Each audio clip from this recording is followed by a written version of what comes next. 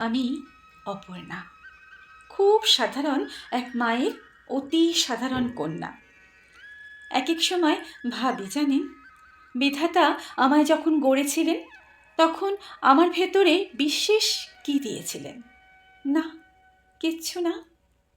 একটি চেয়ারে বিধাতা বসে আছেন, আর তার সামনে বড় একটা টেবিল। সেই টেবিলের ওপরে অনেকগুলো ঝুড়ি। একটা ঝুড়িতে বিদ্যা, একটাতে বুদ্ধি, কোনোটাতে জ্ঞান, আবার কোনোটাতে নাচ, গান, কবিতা, অর্থরূপ, কত কী। আর লাইনের একদম শেষে আমি দাঁড়িয়ে আছি। এখানেও কিন্তু বড্ড ঠেলাঠেলি। কেউ বলছে আমি আগে, আবার কেউ বলছে মোটেও না, আপনি জোর করে আমার লাইনে দাঁড়িয়ে পড়েছেন। আসলে কিন্তু আমি আগে। আমি তখন মনে মনে ভাবছি, আচ্ছা, বিধাতা পুরুষ না নারী? ছোট্টবেলা থেকে শুনেছি বিধাতা পুরুষ, তাই বুঝি উনি এক চোখো, মেয়েদের বেলায় একরকম, পুরুষের বেলায় অন্যরকম। যাই হোক, লাইনে দাঁড়িয়ে দাঁড়িয়ে আমার বুক দৌড় করতে লাগলো। যা লম্বা লাইন, এরপরে ওই ঝুড়িতে আর কি কিছু অবশিষ্ট থাকবে আমাকে দেবার মতো?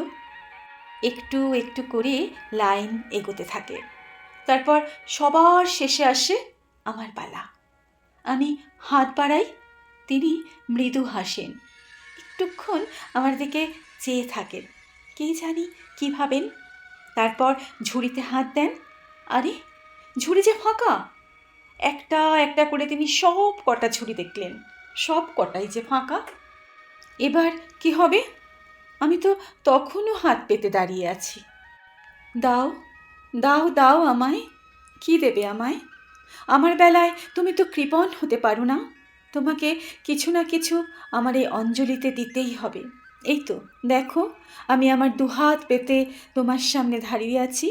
তুমি আমার দুহাতখানি ভরিয়ে তোলো। আমি অবাক হয়ে চেয়ে দেখি, তখনও তার ঠোঁটে সেই স্বর্গীয় হাসি, তার চোখ দুটিতে কি অপূর্ব মায়া। না, আমি আর চাইতে পারলাম না। আমি শূন্য হাতে ফিরে আসার জন্য প্রস্তুত হলাম। তিনি আমায় ইশারায় কাছে ডাকলেন, তার সব কটা ছুরি আমার হাতে ছুঁয়ে দিলেন। তারপর চোখ বন্ধ করে ধ্যানে মগ্ন হলেন। আমি ফিরে এলাম আমার মায়ের পিছু পিছু এই পৃথিবীতে। বিদ্যা, বুদ্ধি, দয়া, প্রেম, অর্থ, রূপ সবের ধুলো মেখে। জানেন, যখন রাতে ঘুমোতে যাই, চোখ বন্ধ করি, তখন ওই বিধাতাকে মনে মনে স্মরণ করি। জানি না তিনি পুরুষ নাকি স্ত্রী, তিনি স্রষ্টা নাকি সৃষ্টি।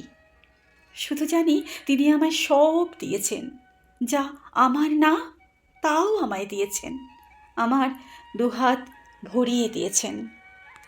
তাই তো তার কাছে আমি চিরকৃতজ্ঞ। শুধু দুহাত পেতে নিয়েই গেলাম, দিলাম না কিছুই।